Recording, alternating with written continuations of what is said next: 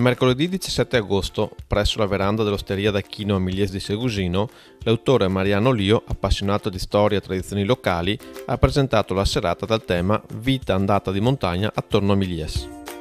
La presentazione, collegata al libro dell'omonimo autore dal titolo Vivere sull'Ert, dove Lio ha minuziosamente raccontato tutto il vivere in pendio di un tempo ormai trascorso, ha preso spunto da alcuni passaggi del documento editoriale per aprire la discussione col pubblico presente, composto sia da segusinesi, che si sono riconosciuti in alcuni passaggi e foto illustrate, sia da turisti ospiti per le ferie della fresca e tranquilla borgata montana.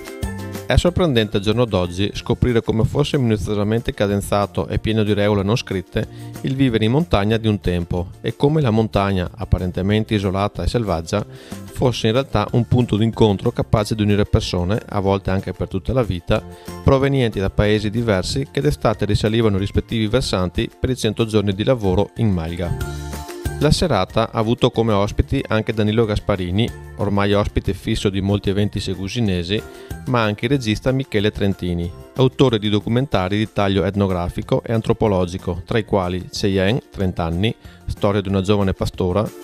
Piccola Terra, la montagna e margini sui trazzamenti di Vestagna, Contadini di montagna, agricoltura, sostenibilità e tutela del territorio, 2 generazioni a confronto, ed Alta Scuola, fare scuola e istruzione elementare in un fondovalle a 1600 metri d'altitudine.